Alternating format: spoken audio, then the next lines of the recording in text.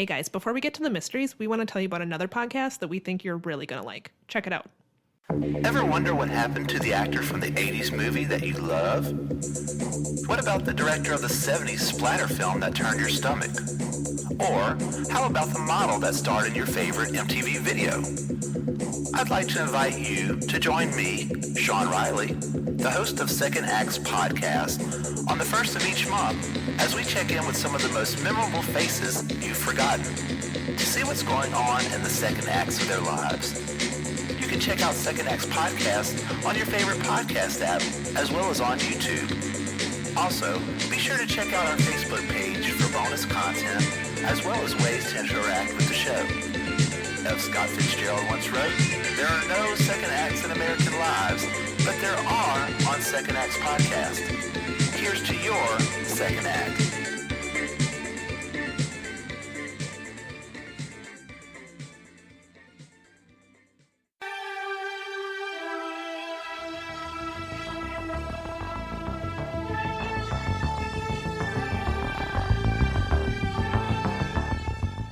I'm Samantha. I'm Liz. And we're here to talk to you about some fucking mysteries. We sure are. We are rewatching, in my case, watching in Samantha's case, the classic Robert Stack episodes off of The Amazon. only ones worth watching. Sorry, Yeah. Dennis Farina. Yeah, pretty much. We're on episode 10 this week. Yes. And it's Episode a 10. weird episode. I can't believe we hadn't gotten to an alien yet. This is our first 10 episodes in and we're just getting to aliens. I feel like as Unsolved Mysteries goes on, it becomes more and more aliens and less missing women. I think that's true. So Travis and I are on season 3, and there's quite a few alien episodes. Okay. As I recall. This one must have been popular. I think aliens are popular with the general public. I mean, we did. Are they my favorite mystery? No, Not really. Not really my favorite mystery. No, but- Despite my youth of watching the X-Files, which clearly Chris Carter watched this episode of Unsolved Mysteries and then you can made see the it in X-Files. Because the first episode of the X-Files is about missing time, and so is this episode of Unsolved Mysteries. Mm-hmm. I'm on you, Chris Carter. I got it figured out. Yeah, I like that we had promo photos of us taken with a giant inflatable alien. Yeah, this is the first one about an alien. Yeah, where's Robbie Stacky? We need him in here for this episode. He's like wilting, half deflated on the porch. I should probably just deflate him and like put him in a drawer somewhere. But You could get a giant frame and put him on your wall. I should just hang him from the ceiling or something. Okay, these are good options. Could hang him up in here somewhere. He seems special, like too special to just put in your creepy basement. Yeah, I agree. Basically, nothing should go down there. Wow. My basement has like a dirt crawl space. What are the odds that there's a body in there somewhere? Probably pretty high. I'm never gonna look, so we'll never know. Because it's also This like basement is so creepy. I almost don't even want to come in her house because this basement exists. Hey! Just kidding. Well, no, that's fair. I mean, It's fair. and it's probably haunted. It's probably. I mean, the house is old. So I do have an extremely minor update. Okay. Perhaps the minorest update of all time. Oh wait, no, I don't. What was it gonna be? We're recording this out of order. Don't tell them this. that I was gonna make an update to something that I think was for episode 11. You could do a pre-update. A pre-update. Like a pre. So this is what happened, you guys. So Liz is going to be out of town. Episode 9 is going to come out this week. We usually record on the weekend, so we should, because Liz is going to be out of town, we should have pre-recorded episode 10. But because reason, I can't count, we did 11. I said, we're going to do episode 11. So we both watched episode 11. We both took notes on it. We recorded it. And then the next day realized that we should have done that 10 comes after 9.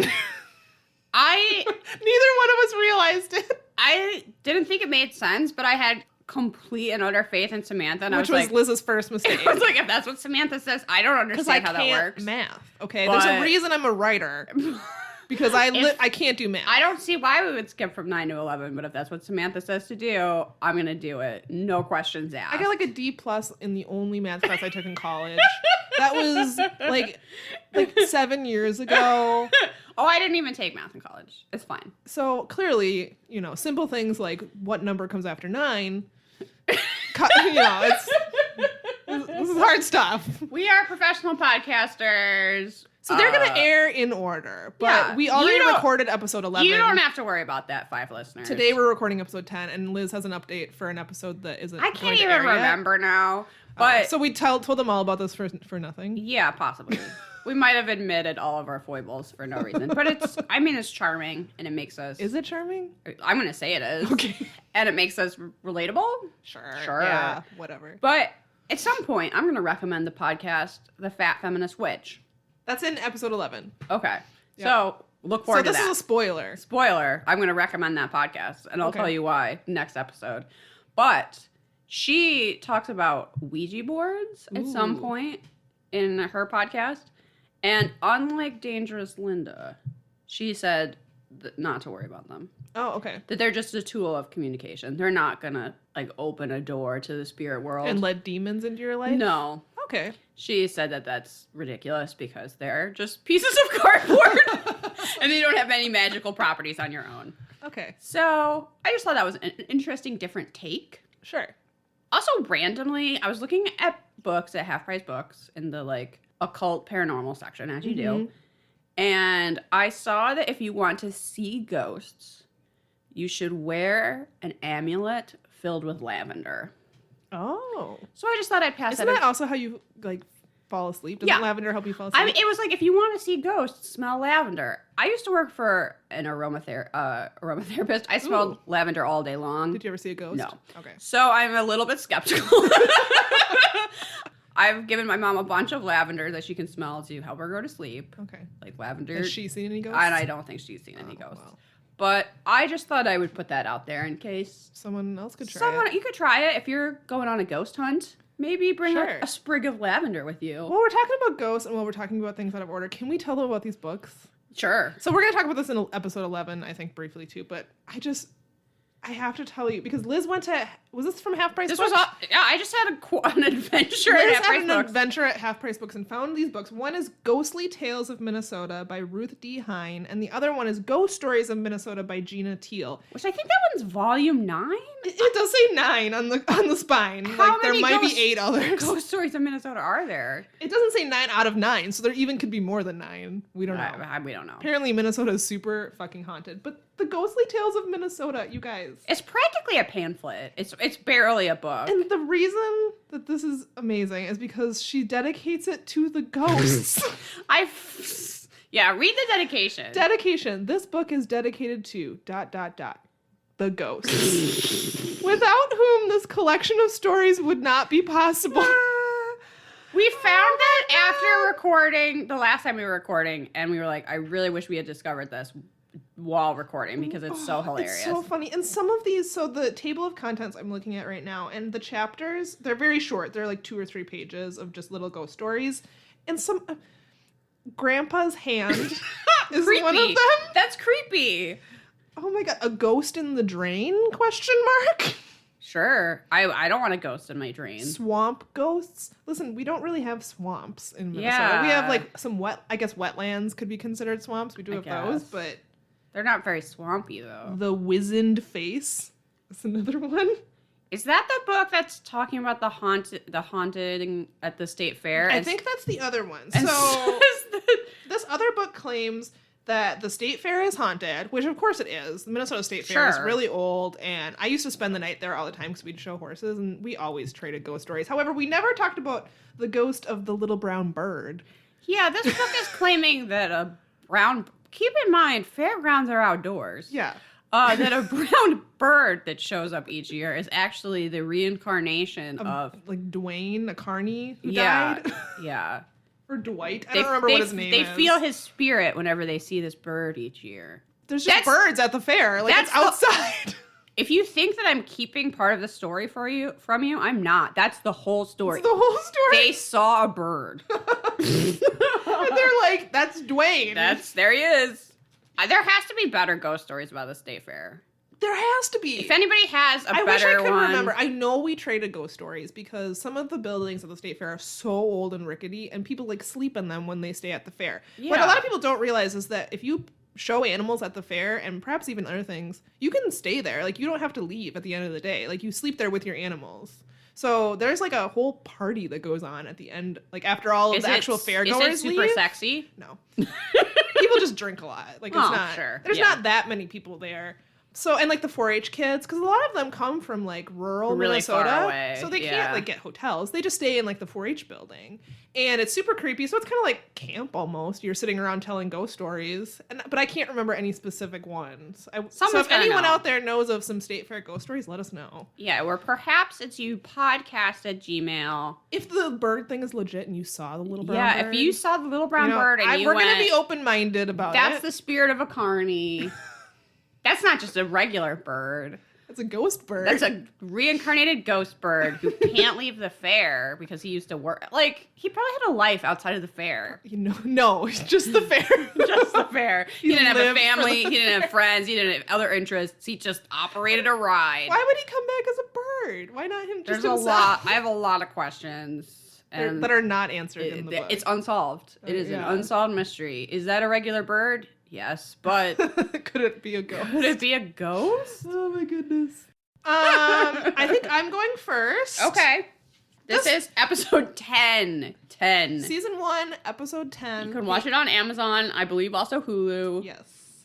So this whole episode is really, there's one long mystery and then a couple little ones. So the first one, odd. Yeah, is the murder. And it's Anne Sigmund and Gary Goff, which I'm going to say right off the top, at the top. Gary Goff, we don't typically give MVM to murderers. Which, is he a murderer or not? I mean, that's still kind of in question. Yeah. But he has, I mean, his mustache speaks for itself. No, it's like two caterpillars live on his face and are kissing right under his nose. It's got like, it's white tipped at the bottom. Like, there's no way he didn't dye that. That's not a natural amount of... I don't know. Maybe like, it only goes gray at the tips. Samantha doesn't believe me. It's like he dipped. So his mustache goes all the way down to his chin on both sides. Yeah. It's extreme handlebar. And then it looks like he just dipped the ends in white paint. Yeah, it's super weird. I feel like because there is some doubt as to his guilt that he's eligible. He's eligible for MVM. He's not the hands down best mustache in this episode. Yeah, he's not a through and through dirtbag to our knowledge. Right. So I think we can give it to him. If we get more information later, we'll take it away.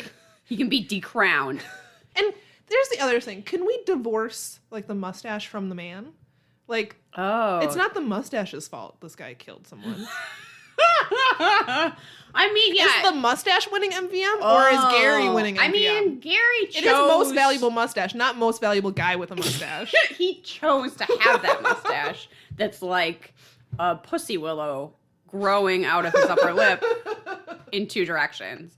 I don't know. Listeners, let us know your opinion. That's a philosophical question, Samantha. I don't know that we can answer that right here and now, but it's something to ponder. Sure. Who is responsible for the mustache? The mustache itself or the man who grows it? Are we slowly losing our minds over here at Perhaps It's You? Maybe. Okay, here's what happened. Anne Sigmund is the wife of Charles Sigmund, a God-fearing man. I'm reading off of the Unsolved Mysteries wiki. This is not my own words. Which, thank you, everyone at Unsolved Mysteries wiki. What would we do without you? We would be lost and confused, even more so than we already are. Imagine that nightmare. He was apparently a God-fearing man who had a reputation for hard work and getting along well with others. You mean at his truck farm? Yeah, so it's referred to him as a truck farm. We're not entirely sure what that is. Is that like a farm that involves trucks? I don't know. They show him selling produce, which is normal. This is not growing trucks out of a cabbage patch. Yeah.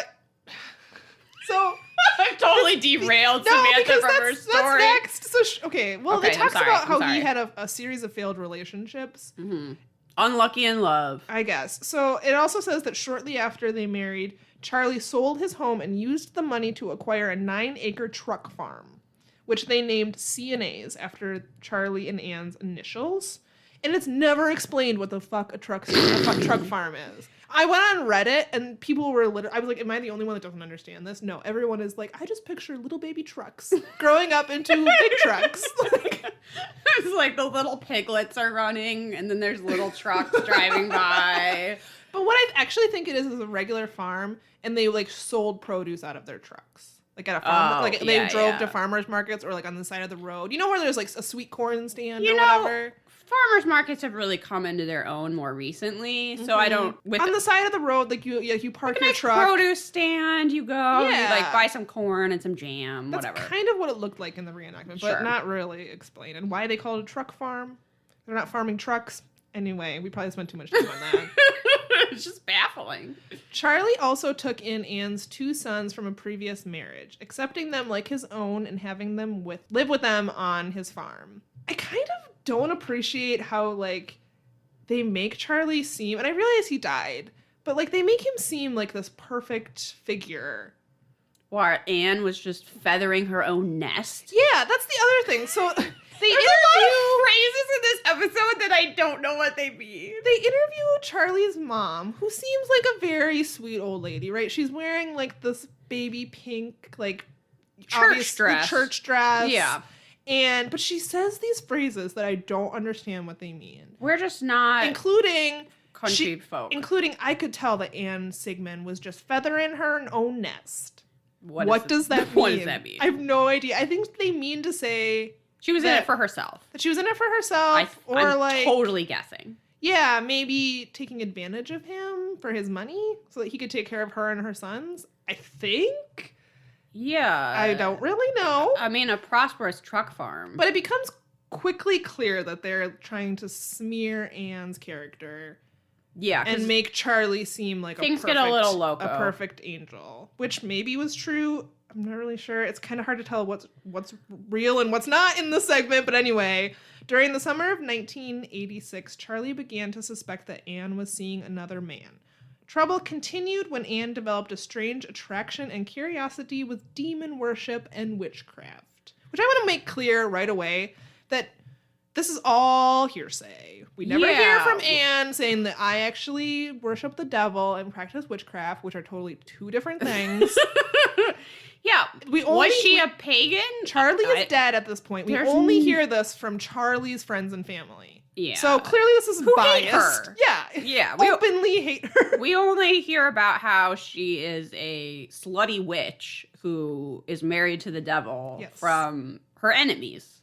So they're not extremely reliable sources. They think that she purposely murdered him. Yeah. So this is not exactly... And that she liked to do Satan witchcraft in their vegetable shed in a negligee. Yeah, here it was first noticed, this witchcraftery, in the dead of night when Charlie realized that a strange glow was coming from his tool shed and went out to investigate. The glow of Satan candles. Charlie walked in to see Anne in her underwear kneeling before an image of a demon, chanting and mesmerized with a semicircle of candles around her. Typical Friday night. Yeah, it's Charlie's friend or brother, I'm not sure which, who describes this. He says that Charlie told him she was half naked. That she was half naked in a negligee, which makes me super squeaked out to hear this man say that word. Yeah. She's lighting candles and chanting in some language that he didn't understand. The Unsolved Mystery says that Charlie, quote, laid down the law, dragging Anne out of her trance and making no further mention. This was actually not shown in the reenactment. There was no dragging. So was he like I don't know where that they got sounds kind this of from. abusive. It does. But it says that he soon was concerned for his marriage and what kind of woman he married. Because there was a little yarn voodoo doll that his mom saw. He allegedly found this very adorable little, like... super cute. Like, crocheted... little... doll with a sewing needle sticking out of its chest. It had, like, X's for eyes, you know? It's looked like what a voodoo doll in a cartoon might look like. And his mother claimed that she used it for her worship. Yeah, apparently. She did not worship God. Yeah, that's what his mother said. I didn't really understand what Charlie was telling me, but he said, Mom, listen, she doesn't worship God. I feel the need to interject here based on a class that I took and also a trip to the Voodoo Museum that voodoo is a real religion. It is. Yeah. And also does not involve dolls. No. That actually was from ancient Greece. that idea. Yeah. No. Nothing. That's- Voodoo dolls is not actually a thing. That's not a thing. It's totally like a made up movie also magic thing. Satanism, Wicca, Wicca, and voodoo. Three totally different all things. at once. She had a very broad spiritual practice. Yeah. I don't know that anyone found this yarn doll, but if they did, that means zilch. The yarn doll didn't exist. Charlie claims that he found it on his pillow. Like, there was a threat. I mean, or what they showed something. was pretty cute, and I would definitely put it on a Christmas tree. Oh my goodness.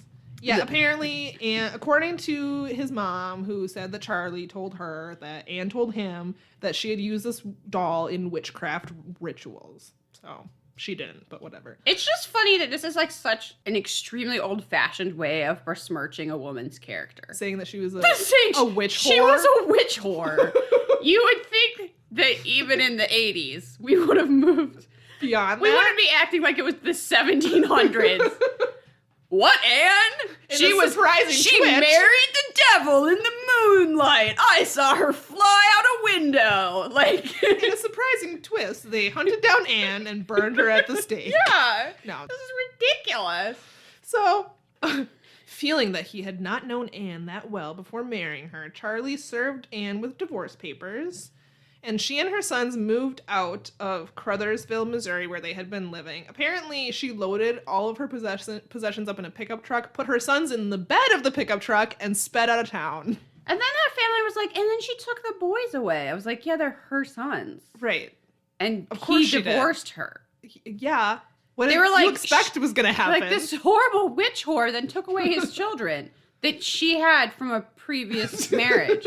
I know. They made a big to-do about how much Charlie loved these boys. Well, that maybe, but they're also not they'll figure his. out custody in the divorce also. Yeah. Also, they're not his children. Right. So, anyway, Anne began dating a truck driver and retired cop named Gary Goff, which they were clearly trying to, like, continue to besmirch her character. Like, Yeah, they separated, and now how she's dare dating she someone else. date someone after her husband divorces her? Mm-hmm. He had a mustache too, of course. He did have a mustache. And Not like the a winner. mustache beard combo kind Yeah, of. not the winner. Not like a caterpillar. Gary and Anne moved in together. Charlie soon became depressed and resumed contact with Anne, but his depression and separation ended after Gary made a series of threatening phone calls to Charlie. Which I don't know if there's any proof of that. There really isn't proof of much in this case. No. Charlie made no effort to stop Gary by having him reported to the police for intimidation. So I don't really know who made this claim that Gary was making threatening phone calls, but there was no police. Right. No one reported it to the police, so I don't know. His family seems like a bunch of liars, so. Yeah, on the night of October 19th, 1986, Charlie allegedly received a phone call from Anne. She said that she was suicidal and that the boys were very upset. Charlie was with a friend that night and told her he thought he was being set up, but that he would go anyway. According to the friend, he was sober, although he was thinking about bringing a pistol with him. Yeah, this makes no sense. Yeah, Someone calls you and it's like, I'm suicidal. Maybe I should bring a pipistol. like he was gonna shoot her? Like, she can't kill herself. I'll kill Well, I know a way to prevent suicide. Murder. I didn't understand. And in the reenactment, he was like holding up the pistol, looking at it questioningly. And then he's like, he shakes his head and puts it down on the table. No, I shouldn't. But also, when he shows up at the house, he like bursts in. Like, this is not how, if you're actually worried about someone taking their own life, you don't like barge into their house and start screaming at people and like shoving people around. Yeah, according to the reenactment, he got there in a rage, pounded on the door, burst open the door, and then immediately started fighting Gary. But it's not clear Yeah, did that happen? if that actually happened. Who knows? Here's what the Unsolved Mystery has to say about it. Around 3 a.m. on October 20th, Charlie arrived at Gary Goff's house, and about 20 minutes later, Charlie was dead. Anne quickly went to a nearby police station and told them that Charlie had been shot. When authorities investigated the scene, there was evidence of a struggle with blood on the walls and floor. Charlie had been shot 7 times, twice in the leg, once in the groin, once in the jaw, and once in his right I believe hand. it was in his left testicle, Samantha. That's what it actually said in the show. Was his left testicle had been shot. It seemed like he was really going for the junk. Someone was. Kind of seems like. He was also shot in the neck, which was the fatal shot. 2 guns were found. A .32 revolver was laying on the floor, and a .25 caliber pistol was on the top of the TV. Both of the weapons had been fired. In addition, a bloody steam iron was found in the wastebasket. Gross. When questioned, Gary and Ann said that Charlie had come into the house and demanded to be let in. When they refused to let him in, he forced his way in and in a drunken rage began to beat Ann. Gary then hit Charlie with an iron and shot him several times in self-defense. With 2 guns. Yeah, this is the part where I think like maybe both of them shot Charlie. I don't know, but we actually don't know. Sense. It doesn't make sense why you would shoot him with 2 guns unless why maybe did they one pull ran out of him bullets. and then not let him in? Well, we don't. I guess, do we really know? I don't know. It's really confusing because Charlie's friend was with him. She said he received a phone call. He told her that, I mean, he could have been lying about her saying she was suicidal. Again, why would you bring a gun to go intervene in someone's suicide attempt? Right, you're right. It's all extremely convoluted, and it's really difficult to tell who's telling the truth because we hear all of this from secondary sources. This friend who Charlie was with said that he told her that Anne was threatening suicide. Was he lying to her? Is she lying to us? We really don't know. Where's the doll? I want it. So many questions. Basically, authorities are hesitant to believe the couple's story, especially when Charlie's friend was interrogated by police and she said that he had not been drinking with her. He also wasn't known to be a heavy drinker. Authorities believed that if both Gary and Ann had fired at Charlie, there would be grounds for premeditated murder charges. They did a powder residue test on Ann, but the results were inconclusive. Authorities also failed to take a blood sample from Charlie's corpse to check the blood alcohol content, so we have no way of knowing if he was drunk or not.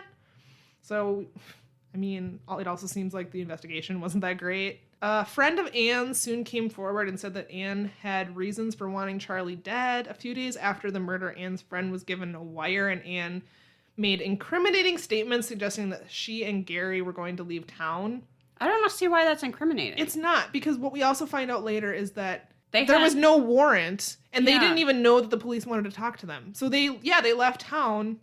Maybe they just didn't want to be around all you people, like who are accusing them of murder. Like it wasn't illegal for them to leave town. There was no warrant for their arrest. Something you see on TV all the time, including like Law and Order, is they'll question someone about a crime, like maybe the fiance of a victim or something, and they'll say, "Okay, but don't leave town or don't leave the state." That's not enforceable. You can't actually leave. Yeah, that doesn't... Unless a judge says you can't.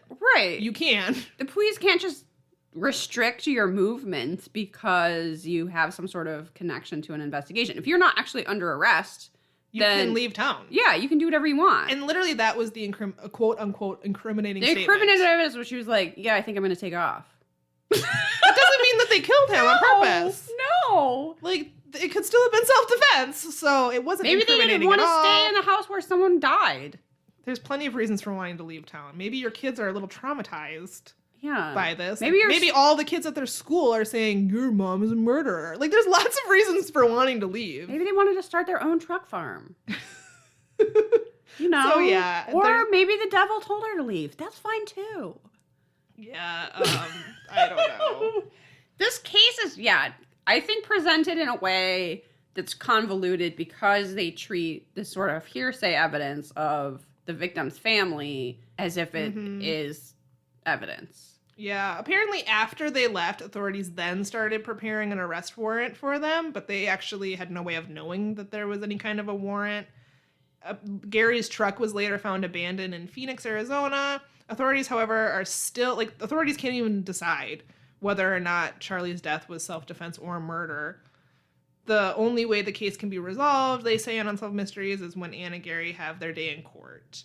They have never officially been served with a warrant and may not even know that they're wanted by the police. So they're not on the run. How dare they leave town? They're just going about their lives. Anyway, the results are that it's still sort of unresolved. Gary Goff saw the broadcast and surrendered himself to authorities. He's told police that he broke up with Anne shortly before the broadcast and that she had apparently threatened to put satanic curses on him. should he cooperate with the police. Goff elected to plead guilty instead of going to trial, and in 1989 he was convicted of second-degree murder and sentenced to 20 years in prison. He was paroled in 2002. And then Anne was never found. She's still out there. Worshipping the devil. Presumably. Using voodoo dolls. Yep. And being a witch. All sexy witch. At the same time. All at the same time. Which, you know. All right. Good for her, I Good guess. for Anne. Unless she's a murderer, it's still really unclear. Did she lure Charlie there with the intention of having Gary kill him? This is the thing. I remember watching the segment with Travis, and he said, what is the motive? Yeah. Which is true. Like, she got away from Gary. They're getting a divorce. She's living with this other guy. Why would they want to kill him? It seemed like they really had not much contact. It kind of seems like Charlie wasn't over her. Yeah. But there was no there clear seemed to motive be more whatsoever. motive for Charlie to go over there and be a dick than for Anne to lure him to the house. Like, he wasn't over her. She seemed to have moved on. Exactly. It didn't seem like they had so much wealth that the divorce was going to be super messy, No, right? Like, not really. I don't see why she would kill him just to get out of that, right? Yet in Unsolved Mysteries, they're portraying her as like this demon witch worshiper, and she killed him for Satan reasons. Like, Yeah. it's really convoluted There's- and just plain stupid. There's so frankly. much misogyny in this segment that if Anne is guilty, you like can't even see it under all the sexist bullshit, right? Because they're just not Exactly. portraying her in a fair way at all. So then you go like, well, then she's not guilty. But but that's a great, like, what would her motive be? I don't see what she would get out of killing him. No clue. However, if the simplest answer is true and he got super drunk, went over there, broke down their door, tried to beat up Anne, and then maybe they did have two guns within reach and they both fired at him in self-defense. Yeah. That's possible. That fits the evidence. The fact that he was shot in the leg, in the testicle, in the hand, in the neck, and there was signs of a struggle. The other thing that we didn't mention was that, like, Gary was really beat up. He had bruises on his back. He had a broken arm previous. This wasn't from the scuffle. Right. He was fighting with a broken arm. Their home was very damaged by the fight. Yeah. So there was, clearly signs of a struggle. I feel like he got drunk and went over there. And there was a fight, and they shot him. And they shot him because he was fighting a woman and a guy with a broken arm. That's kind of what it seems like to me. So it's unfortunate that he ended up serving jail time, if that's the case. Yeah. Because that seems like self-defense to me. I mean, yeah. It's hard to... Yeah, it doesn't seem like it was very well investigated, so we kind of don't have a lot of physical evidence. It also just wasn't well presented because they presented tons of hearsay. They clearly tried to besmirch Anne's character. Unsolved Mysteries loved that there was this Satan witch voodoo angle. That had nothing to do with anything. Yeah, it really didn't. It's a domestic situation that got out of hand, is what it seems like. Yeah. And I mean, it's never a good thing when someone dies. We're not trying to be flippant about Charlie's death. However, this segment was so ridiculous. Yeah, we're just debating the evidence as Unsolved Mysteries has presented it. Which is in the most ridiculous way. Not the tragedy of someone an unnecessary death. Exactly. Yeah. So, but sometimes it's hard to take these things seriously because, seriously, Unsolved Mysteries, voodoo, Wiccan, Satanism. Negligees in a shed. In shed worship. So with yarn dolls. So ridiculous. So that's about all I had to say about that one. Yeah, I think that's fair. Let's move on to talking about aliens. The moment everyone's been waiting for. Oh, yeah. They probably actually just skipped to this one. Like, I don't understand why they're constantly talking about missing women. Isn't Unsolved Mysteries about aliens? Finally it is. Yeah. So, we start with the case of Robert Bob Matthews. They categorize this as an unusual phenomenon. Okay. I mean, he was a first-class airman, and he was preparing for his first tour of duty. He arrived at by bus in front of a market in Cape Cod. This was the evening of October 1st, 1966. The place was deserted. He used a payphone to call the base and tell them where they could pick him up. So it seems like he took a bus to, like, as far as the bus would go, and then the Air Force Base needed to come and get him the last bit of the way there. If you want to see a picture of this scene, Salty Market in Cape Cod is the modern day name for Dutra's Market, which is where he was dropped off. Samantha, of course, You immediately can see the Google Street View. was looking at this on Google Street View, and you'll see why in a second. Mm-hmm. So he was standing there, waiting for the truck to come up. He saw some strange lights moving across the sky. It kind of looked like a fidget spinner. It sure It was did. like, it was like 3 lights Yup. kind of spinning slowly. You know, like a UFO, fidget spinner, some flashlights hanging from a tree. So he got scared and called the base, which I feel like is probably not a great way to start your tour in the Air Force. But Yeah. he got scared and called the place and was like, please send a truck right away. There's these lights. And they're like, yeah, we already did ages ago. Where were you? Mm-hmm. And he's like, but I've only been here a few minutes. Well, supposedly like an hour earlier, the truck had come, looked for him, called out his name. He wasn't there, and the truck had left. So he is experiencing missing time. Dun, dun, dun. A phenomenon often talked about in UFO abduction, where you, the abductee, I guess, feels like basically no time has passed, but actually, in this case, an hour had gone by. Mm-hmm. So Liz, he definitely wasn't like fucking off while he was waiting for the truck to arrive, like drinking at a bar down the street. See, and just so lost that's track of time and why then made up this story so that he that's- wouldn't get in trouble. That's like why that's not what happened, right? Samantha was looking at the street view because she was like, so where did he go? Like that's not what happened, right? I mean, it's weird that he would be sticking to that story all this time later. and I guess. have to admit that looking at the street view, like this place kind of does look like it's in the middle of nowhere. I didn't see like a bunch of like bars on like a main street, so maybe something weird did happen to him, but I also kind of still call bullshit. I mean, he is a surprisingly serious sounding person who talks completely in monotone with no emotion whatsoever. So I don't entirely get why he would be making it up, but that doesn't mean I don't think he's making it up. I mean, he was Also- 19 at the time, and it sounds like the military like interrogated him after this happened. So, Yeah, maybe I mean, if he's- you really did just lose track of time, and because you were off doing something else, and you're like, "Shit, I missed my Or bus." you're going, I don't really want to go to the Air Force. Can Yeah. I get out of this at the last minute? Make up an alien story. Yeah. This kind of seems like what he did, but we'll talk to another guy in a minute who doesn't think that. So this was not the only UFO encounter that Robert had had in his life, Samantha. When he was 5 or 6 years old, he saw a glowing figure in his bedroom, and he tried to scream, but nothing came out.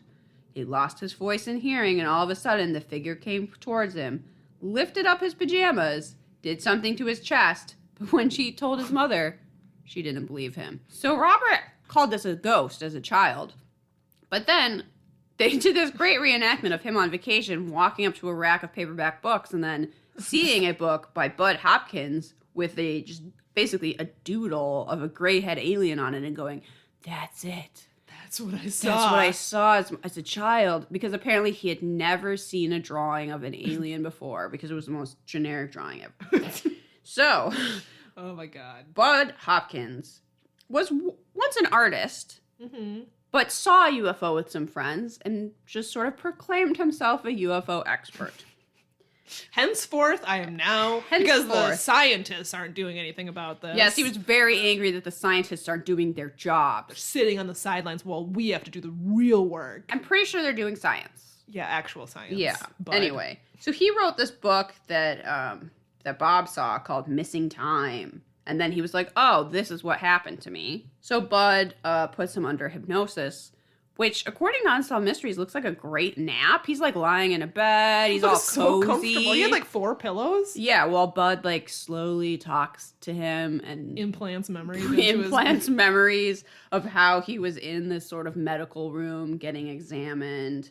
Then we learn sort of about Bud and how he's written these 2 books, one called Missing Time, one called Intruders. People write him all these letters about their experiences, which is supposed to make him credible, I He guess. asserted that this was incredibly common because he received like 1,000 letters and he investigated 200 of them. And I'm like, you know how many people are in the world, right? Like 1,000 might seem like a lot to you, Bud, but like it's actually not that many. Yeah, and it seemed like people were sort of just repeating back what he had already said. Yeah, because he put them all under hypnosis. Yeah.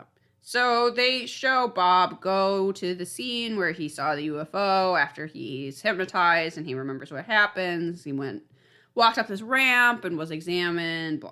Which are all memories that he recovered under hypnosis, right? Bud Hopkins is not a doctor. No, and he also claims that I'm as skeptical as anyone. No, you're clearly not, because you've devoted your life to this. Yeah, I don't trust Bud, I'm going to say. Sorry, Bud. I feel like Bob Matthews might not know that he's lying, but I don't actually think that this happened. No, not really. Perhaps, he was a 19-year-old and he was just fucking around and didn't really want to go to the Air Force. Or just missed the bus and then was like, shit, I have to make up a story. Just, I don't know, fell asleep. Who knows? He was on leave, which is the thing. So, because in the reenactment, they show him being interrogated. Oh, that's true. And the officers are like, were you drinking while you were on leave? And Bob in the reenactment was like, no, of course not. And I'm like, Really? Really? Were you actually? And you just made up this alien story to get out of trouble? I don't know. I have nothing to back that up. And like I said, the market actually kind of does look like it's in the middle of nowhere. So who knows? Seems like a serious person, but I don't know. Yeah. What about all those other people that have missing time? Yeah, because we go to like a support group. Yeah, it sort of segues into another mystery with another person because we see a support group for people who have been abducted by aliens. Liz is just shaking her head. It gets even wackier. I don't want to be mean about this, but I just look, I realize the universe is very big. And there's no reason to think that humans are the only intelligent life. Yeah, there's no reason to think that. But also, is there any reason to think that if aliens are coming here in ships, that they just want to probe us? That just... And if you believe Bud, that they're collecting our sperm and ova samples to conduct genetic experiments. Like a perverted fantasy. I'm pretty sure that's just Bud's like weird. That's just what he's into, I erotic alien fantasy. But anyway. Yeah. So Kristen's story. It segues into the story of Christina Florence, who is from Barstow, California. She is a totally normal person, she'll have you know. She is a dance choreographer. She has an apartment, and she has cats. She tells us several times that she's normal, that she's not crazy, and this is completely... That also she's normal and not crazy. I mean, she says it over and over again. I guess I say that... I don't really say that I'm normal. But if you have to tell us over and over again that I'm normal, guys, listen, I'm normal, I have cats. I guess she knows that it sounds crazy, but... That's because it does. I mean... Yeah. So she's claimed in the support group that she's been abducted at least 10 times that she knows of. Even people... Liz is rolling her eyes. Even people at the support group were like, yeah, fucking right. They only took me once and they took you 10 times. La-di-da, Christina. Way to brag. As she's telling her story, you can kind of see the other people in the support group behind her like... I don't think so. Of course they're interviewing Christina, who was abducted 10 times. And has the world's largest headband. That's like pulling her skin back. It looked... I got a headache just looking at this headband she was wearing. It was like pulling her eyes. Either that or she got a bad facelift. I don't know. I think it's both. Because, yeah. Sorry, Christina. Anywho. I don't know what else to say about it. Yep. It sounds judgmental, but I mean, Christina, let your skin down. I mean, we've moved on. It's a culture, fashion-wise. This trend didn't really come back. No. The giant, painful headband. Oh, God. So maybe that's next season, migraines. folks. Well, yeah, take off your headband. It's squeezing your skull. Yeah. Unsolved Mysteries, though she said she'd been abducted 10 times, really only talks about one case, which was her first instance where she was a child and they were driving through the Mojave Desert in 1974. She was 17 and she was in the car with her mother and her sister driving in San Francisco, and the car got overheated in a park in Barstow, California, and her mother went to get water for the radiator and told her and her sister, stay in the car. So Mom of the Year left her 2 daughters in a hot car in the middle of the desert. This is so 74. When my mom was a kid, my grandfather never wanted to go to a gas station with his 4 children, so he would just fucking run out of gas in the middle of deserts and in the middle of nowhere. And then why didn't he want to go to the gas station? Because the children kids would ask for candy or something? Yes. So he would rather run out of gas in the middle of deserts and in the middle of nowhere and then walk to a gas station to get gas, just leaving the children behind. My mom has told a story about them hiding under the car in the middle of the desert trying to stay cool. Oh my God. No wonder. It's amazing that aliens didn't come down and snatch them. Yes, because so what Christina says happens is they're waiting in this boiling hot car for their mom to come back. One of them sees something. They try to get away. But what they remember next is that they're just both lying peacefully on a blanket in the park, and then their mother comes back and they drive away as quickly as possible. Can we please just talk about the reenactment for a second? Yes. Where little baby Christina, like the actress who plays her, dramatically turns around in the car and it slow zooms in on her face. And then you see the blue glow from assuming a UFO. There's dramatic music playing in the background. I don't know if it was her. She has like her crooked sister bangs. Is wearing the world's largest barrette, which I used to always do also. So. Oh yeah, the base of the neck. Yeah. I mean, guys, watch this episode just for the reenactments. They're pretty good. Oh, I'm going to go out on a limb and say that her and her sister got heat stroke. And hallucinated. I think so. Waiting in this or hot maybe car. just passed out and that was the missing time. Or they're just severely dehydrated. Or they fell asleep. Yeah. Probably not aliens. She was also hypnotized by Bud and then remembers a little bit more. I don't know. She was also in like they were saying that because all of these recovered memories are the same or very similar, where, you know, it's clinical, there's aliens, they poke you, they probe you, that means these people are telling the truth. Yep, except that Bud hypnotized all of them. Right. So of course, whatever he's suggesting to them, they're all going to have similar memories. Right. Her memory is very similar to Bob's memory. She remembers being examined on a medical table. This psychologist is certain that Christina is legitimate and that her story is completely true. And when Samantha asked me, is this woman a psychologist? I said, not everyone is good at their job. The little, like, name thing that they flash across the screen when they show someone for the first time said clinical psychologist. I'm like, and I've interviewed at least 10 she's lost time and victims. She believes like 7 of them, and Christina was one of them. That she found extremely credible. Really? There's psychologists like this? Yes. Ugh. Samantha, I kind of don't want to live in this world. There's lots of people who are really bad at their jobs. That's true. I once had mono, and I went to the doctor, and the doctor told me that I needed new friends.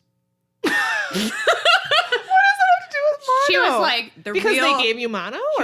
She was like, the real problem with your life is that you have no direction. That's why you're tired. You need to, like, change your life. You need to change the people you hang out with. Oh my God. Yes. What? I needed to change my major. I needed to, like... I'm just looking at Liz in disbelief. Yeah.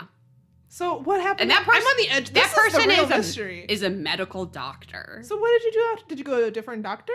No, I just, like, stormed out of there. And I was like, well, I'll get better. Whatever.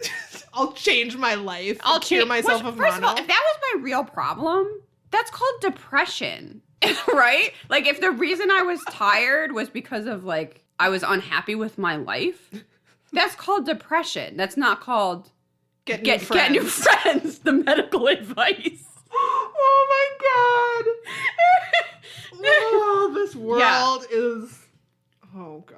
So, and I'm sure that woman is still treating people. She actually did. I don't even think my brother had mono, but she gave him a similar speech when he needed, like, a checkup to go to school a couple years later. He's like, lady, just sign a piece of paper that says I'm it's healthy. like, just say I got my shots. And she was like, no, you got to pull yourself up from your bootstraps or whatever. Like, lady, I'm fine. Yeah. Oh my God. I'm so horrified. Okay. I like that I just interjected that weird personal anecdote, but it's just proof that just because someone has a fancy title doesn't mean they know what they're talking about. Oh, God. So that's the aliens. I don't know that I have anything more to say about that. I don't. Back in my X-Files days, I had so much crap with, like, the gray alien face on it. I had this metal, like, almost like a lunchbox purse that I had put all these cool alien stickers on it. And I wore it to my family reunion. Guess what I got from every single member of my family for Christmas that year? Alien shit. Purses. Oh. Different.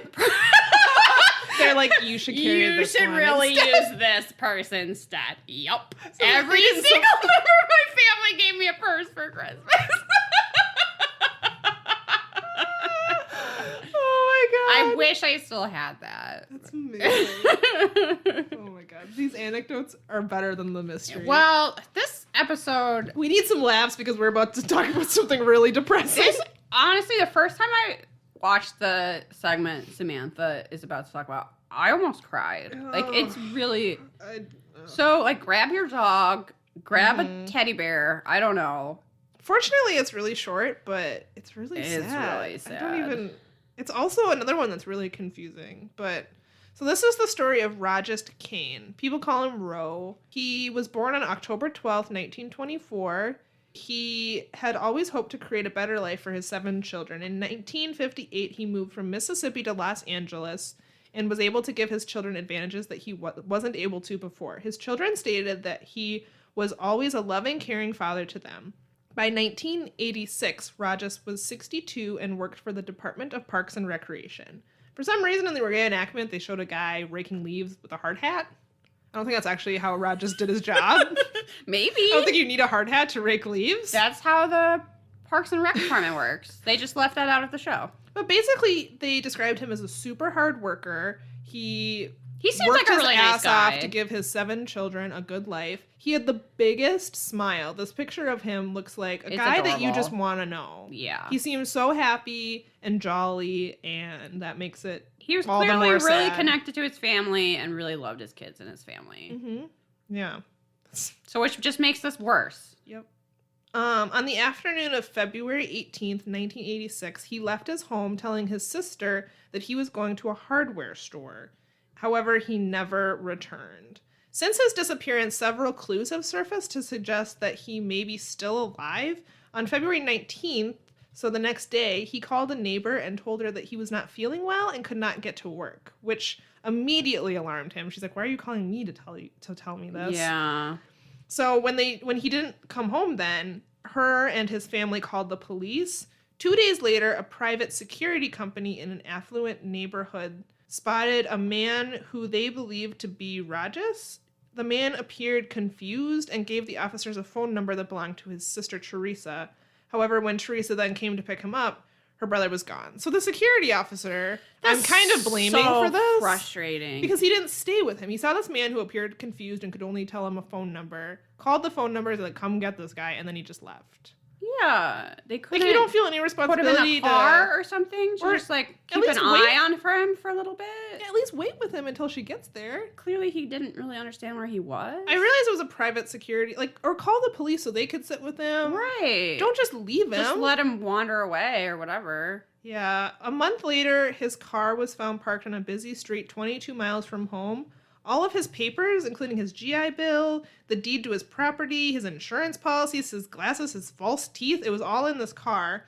There were also pieces of paper that had his daughter's phone number written several times, like over and over and over again. They said it seemed like he was trying to remember the phone number. The gas station next to the abandoned car, authorities learned that Rajas had talked to a mechanic on the day after he disappeared. The mechanic said that he repaired parts of Rajas's car and that Rajas paid him in cash.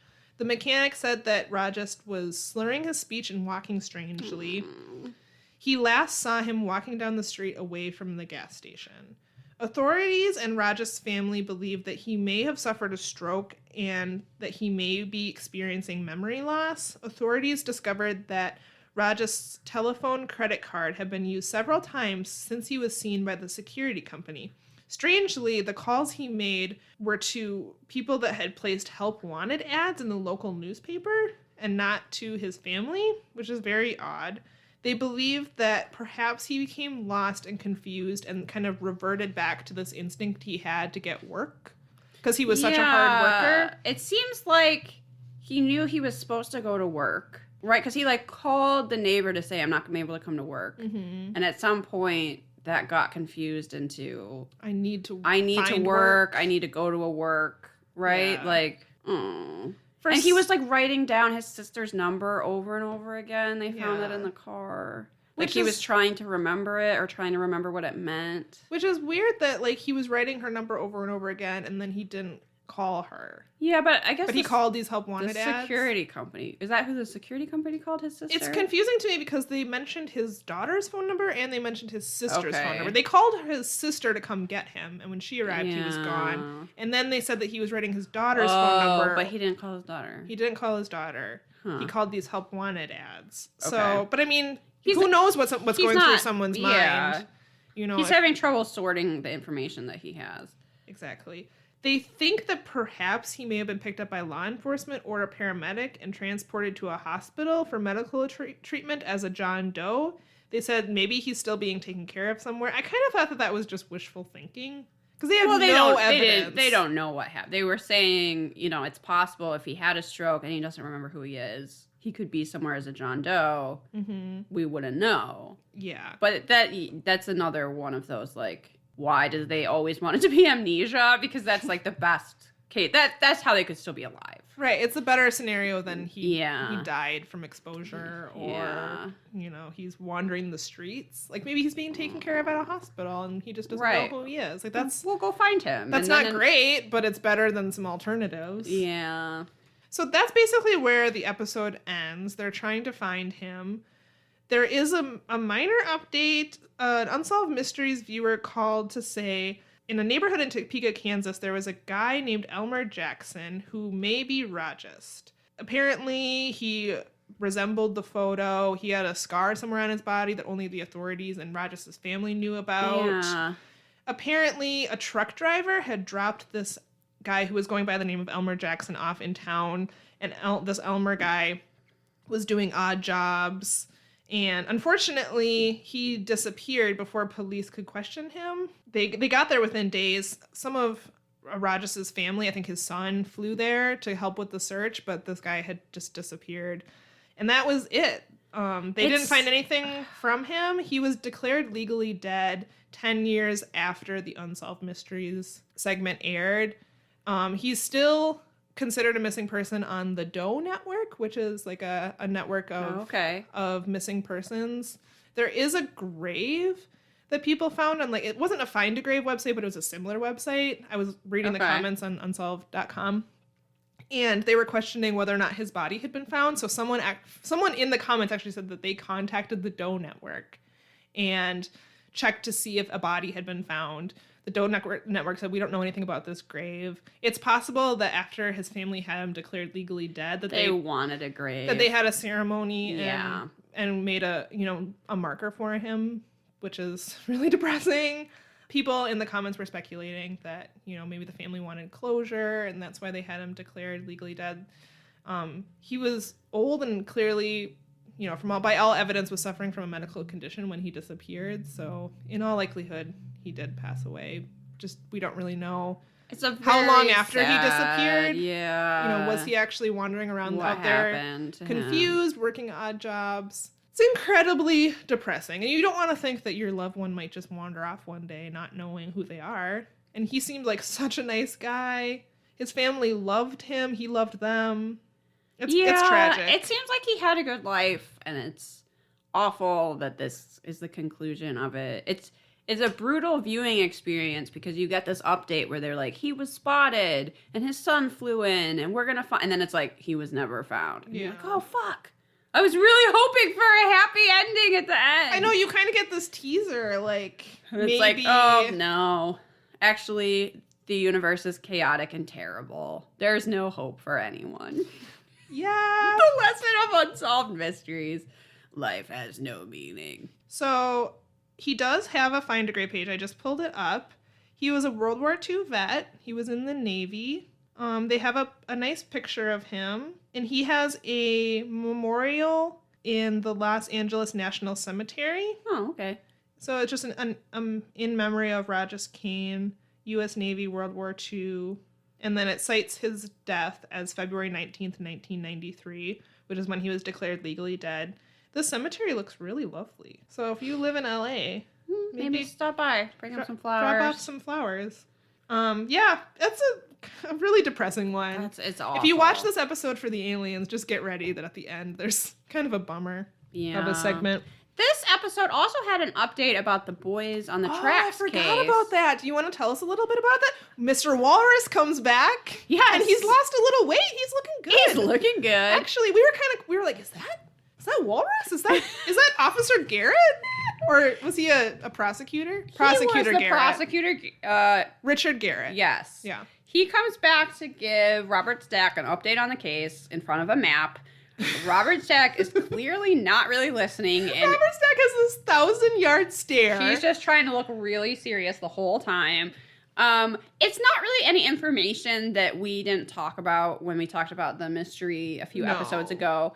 But it's just letting the Unsolved Mystery viewer know that the boys' deaths were definitely homicide, that it seemed to be that they were connected to some sort of drug. The murders were connected to some sort of drug crime, not that the boys were, and that perhaps they had stumbled upon a crank lab. I guess that's where you make crank. Yeah, you make delicious crank. I don't think that's what we call it anymore. No, but we've moved on from that. I liked how he didn't want to come up, because Robert Stack says, was there a cover-up? And he didn't want to come out and say yes, you could tell. Right. Because that wouldn't be, I think, politically advantageous to So anyone. he's sort of but like, he kind of it's danced either around. that or it wasn't done right. It's sort of like... He says there was definitely a cover-up initially, but whether it was intentional or if it was just because they were stubborn. He weirdly danced around the answer of yes, there was a cover-up. Yes, there clearly was a cover-up. But I like that he acknowledged the families. He said the families have been hollering for years about how something's not right here, and no one listened to them. And that's absolutely true. That without the family's perseverance, the case would have just been ruled an accident. I liked that Richard Garrett still had the walrus mustache. It was a little more trimmed than it was originally. Yeah, but I don't know that he would be MVM anymore because he tamed it a little. He tamed the walrus a little bit. But yeah, that's included if you're interested in an update to that case. That very weird he case. Unfortunately didn't blame Hillary Clinton. No, I was waiting for that where he would say, new evidence has come to light. It was actually Hillary Clinton herself. Rolling the boys onto the tracks. When this update started, I was like, I kind of never want to hear anything about this case ever I again. looked over and Liz was just exasperated. She's like, I can't get away from the boys on the tracks. I don't know how people did the research for those books because it's just you would end up with like murderers always have those collages all over their walls, you know, or that Beautiful Mind thing with all of the string, just trying to track every aspect of this case would drive me insane and hours, I think. Yeah, for sure. But yeah, that's episode 10. Should we rate the episode? Let's rate it. So, mysteriousness. Not super mysterious. It's hard for me to say if the first one was mysterious because of how poorly it was presented. Yeah. And how you have no clue who's telling the truth. It seems like there's a simple explanation when you kind of boil it down. But also there's weird things. The missing time, I just think is bullshit. I mean, I guess I'm glad it inspired the first episode of The X-Files. The Rogers Kane thing is kind of sad. It's sad, but I mean, it is kind of mysterious. It is kind of mysterious, but it's more just sad. I'm going to give it a sideways on mysteriousness. I'm a thumb sideways too. I agree with that. What's our next category? The reenactments is the next category. Pretty good. I would say good because you get to see witchy negligee action. You get to see UFOs. Yep. You get to see what else? There was the dramatic car scene with the little girls. Oh, yeah. Yeah. I think for the UFO reenactments, it's worth it. So I'll give it a thumbs up. Yeah, I'm a thumbs up. A hesitant thumbs up, but yeah, a thumbs up nonetheless. It's not my most enthusiastic thumb, but... Fashion and mustaches. Oh, thumbs up for fashion. There was some sweet denim jeans. You have to see the support group for the UFO abductees. That's fat. That's big hair. Fashion. There was quite a bit of blue eyeshadow. Yes. And some good mustaches in that group as well. There were quite a few mustaches. MVM, hands down, is Gary. Yeah, with his caterpillar. We cannot deny that mustache. It's glorious. It's really something. How do you feel about Robert Stack's fashion? He sports a more casual look in this episode, which it shocked me to my core. He was wearing kind of like a windbreaker. Yeah. Over like he always wears the high-waisted khaki pants. He's just dressed like someone's dad a little bit more. Uh-huh. He had a trench coat right in the opening, and then a suit in the middle mystery. So, I guess I'm gonna give it a thumbs up for surprising me, or maybe a thumb sideways. I'm a thumb sideways, but yeah. We've gotten so used to the suits that it's almost like anything else is a thumbs up, even though it was kind of lackluster. I think you're right, sideways. So fashion, thumbs up. Robert Stack's outfits, thumb sideways. Yeah, that's fair. Overall, how do you rate this out of Robert Stack's? This episode is confusing. I'm really confused about how I feel about it. I wish the alien segment was not so long. Like, it basically goes from one alien mystery to another because they're... I didn't need to. ...connected by this hypnotist. Yeah. /artist /author /nutjob. Self-described alien expert. Yeah. So that is gonna knock it down for me. I don't know how I feel about the first one. The first one... I'm so sad about Rajas. Yeah. The aliens I don't give a shit about. So. I guess I'll say a 3. Yeah, I'm like a 2.5. Well, I don't hate it. I don't dislike it. I'm so conflicted. I'll do a 3 out of 5. I feel like it's just a real mixed bag. Yeah, 3 out of 5 Robert Stacks feels right to me. You feel it in your gut. How many Robert Stacks is this? What would Robert Stack himself say? He'd probably give him 5 out of 5 every He would episode. just be staring dead into the distance, Robert trying Stack's to look dead eyes. as serious as possible while my God. people update him on the Boys in the Tracks mystery. Yeah, that was pretty amusing. We should probably start doing this in front of a map. Just so it looks official. And while one person is talking, the other person is just staring blankly at them. Or just kind of past them, actually. Past them. Yeah, just like this, into the horizon. Liz is doing that right now. now. The whole time. Imagine that. Okay, that's all we have for today. A recommendation. Do you have one? Yes, I do have a recommendation. I am going to recommend the artist Brett Manning. She is from Indiana. Bret? Brettt. 2 T's, okay. Then Manning spelled, I think, the way you would assume it was spelled. Okay. I first became aware of her work at a Chicago zine fest a few years ago. Okay. So I don't even know that she really makes zines so much anymore, but she's a painter. She makes these really great candles. She makes like little bats, like little cloth sculptures of bats. Oh, this appeals to me. Yeah, they're really cute too. But the reason that I brought her up, and I don't have a copy of this book, but she has a book called We Are Not Alone, which is her illustrations of cryptozoology. Ooh. So that seemed like something to me that would appeal to the Unsolved Mysteries viewer. It's her own book. She did it entirely herself. And it's just her interpretations of different mysterious, possibly real animals and such. Wow. And being from Indiana, she does a lot of stuff about the Indiana Beast, which is their kind of like local Bigfoot, I guess. Okay. Though it seems to have antlers. Huh, why not? Yeah, I'm not personally familiar with the Indiana Beast outside of her work. So, yeah, There's apparently a lot of Bigfoots in Minnesota. Did you know this? No. Yeah, there was an episode of Bigfoot Hunters that is in Minnesota. Or maybe perhaps multiple episodes of Bigfoot Hunters. Should we go hunt Bigfoots? It sounds like we'd have to be in the woods to do that. Oh, yeah, that sounds awful. Have you seen that show where Rob Lowe and his sons are, like, looking for Bigfoots? I've heard of it, but I haven't seen it. I haven't seen it either, and its existence amuses me to no end. Because I just find Rob Lowe, like, both intentionally funny, but also unintentionally funny. Is like his former Brat Pack pretty boy self. So the idea that the guy that was like playing that saxophone so fakely in St. Elmo's Fire in this like cut off tank top with bats on it, it's so weird. Go look it up. Oh my goodness. That guy is like wandering around the woods with his like pretty boy face looking for Bigfoots. Oh my God. It amuses me to no end. An old friend of mine, Jen, we've joked about Rob Lowe for, oh my God, like decades now.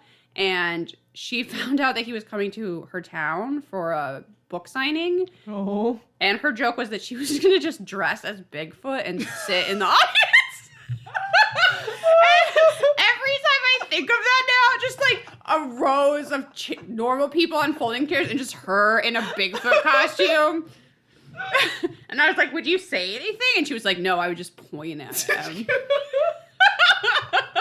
Yes. So strangely, my recommendation is not that show because I haven't seen it, but just its existence makes me happy. Sure. But if you're looking for some kind of spooky, unusual art, I would say check out Brett Manning. I know she has an Etsy. She has a website that I think is Brett with 2 T's is a girl.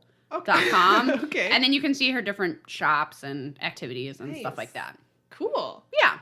Great suggestion. So I'm suggesting a book, which is one we're reading for book club this month. Oh, yeah. I think Liz may have started it already as well. I have not, but I'm really looking forward to it. In honor of O.J. Simpson's release from prison, I am recommending... A suspicious occasion for us all. I'm recommending the book Without a Doubt by Marcia Clark. Uh-huh. I have never read anything by Marcia Clark. I know she's written a lot. That's kind of what she went on to do after she left the prosecutor's office, after this that entire thing. Was such a, I'm sure, demoralizing and horrible experience. Yep. So I haven't read any of her other books, but she's gone on to write a lot, so I assumed that she was a good writer, and I was correct. She is fantastic. And I'm especially recommending the audiobook, one, because that's how I consume books. Sure. But 2, because Marcia Clark reads it. Oh, yeah. She is so sassy and snarky, and I love it. It's a pretty short read. It's about 5 hours long. I'm not quite done. But she basically talks about the case in her own words. Most of us, if you're a true crime addict, you know a lot about the O.J. Simpson trial and case and the murders of Nicole Brown and Ron Goldman. But to hear it told from her perspective, and she also just throws in things that are just like I want to say like behind the scenes, but things like, you know, how her relationship with the investigators were, or how she had reservations about what the police were doing at the scene, and you know, but she didn't want to say because, you know, if you step on the toes of the investigators, they don't help you when you go to trial. Like all these kinds of things, just like in her own words. And yeah, if you haven't read anything by Marcia Clark, I think I'm going to maybe explore some of her other books after reading this. Cool. I also didn't realize that she just wrote this. This came out in 2016. Oh. And I thought this came out ages ago. No. So she kind of talks about it a bit in the book. She sort of describes how she's finally at a point in her life where she is ready to put it all down and to tell her story. Interesting. So it's taken her a long time to get to a point where she feels enough closure, I think, to say, you know, this is my story. This is what I went through. This is how angry I am that justice was not served for Nicole and Ron Goldman. I think it's a fantastic book. I think it's a great time to get it and read it. And if you have Amazon Prime and you haven't done a free trial of Kindle Unlimited, this is one of the books you can get for free. Oh, okay. On Kindle, if you sign up for Kindle Unlimited. So you can do the free trial, get it for free. The audiobook, I think I got it during an Audible sale, but it's not that expensive. Highly recommend hearing it from Marcia Clark if you enjoy audiobooks. It's really good. That's my recommendation. Thank you, Samantha. I'm looking forward to reading this book because I enjoyed watching the People versus O.J. Simpson that was so much. Good. It's so good. If you haven't seen it, you absolutely have to see it. The acting is just incredible. Even though you know what's going to happen, it's just put together in such a compelling way. I'm so excited for the next season because they're doing another. So it's American Crime Story. The first season is the O.J. Simpson trial. Yeah. It's so good. The acting is incredible. It's Marcia Clark. Unbelievably amazing. Is fantastic. They're doing the next season is going to be the Versace murder, which I actually don't know that much about, so I'm excited. The sets and outfits in that are going to be excited. Amazing. I cannot wait. Yeah. But I was young enough during the O.J. Simpson trial that it really, watching it again, and this is sort of fictionalized account, made me realize how much of the portrayal of Marcia Clark was so sexist. Yeah. In a way that I just wouldn't have been aware of at the time because I was a child. Yeah. So if you don't, it was a very eye-opening experience to be like, oh, that's why no one was taking her seriously. Yeah. So I'm very interested in hearing her talk about it in her own words because I think she really got scapegoated for things that were not her fault. Mm-hmm. That's all we have for you this week. So follow us on Facebook, Instagram, and Twitter. We're at Perhaps It's You. If If you have any spooky stories or crime stories or paranormal tales you want to pass our way, that's perhapsit'syou podcast@gmail.com. We'd love to hear from you. Check out our website, perhapsit'syou.com. Liz is doing a fantastic job of recording all our recommendations. I'm really not, but if you can't remember something that we recommended and you want to find it again, they're all there. She's too humble. The website looks great. Go check it out. Leave us a review if you want to review us out of Robert Stacks. We'll appreciate 5 out of 5 Robert Stacks on iTunes. Yes, 5-star really helps us out. reviews only, please. That's all. I think that's it for today. See you next time. Solve some mysteries, y'all. Bye. Bye.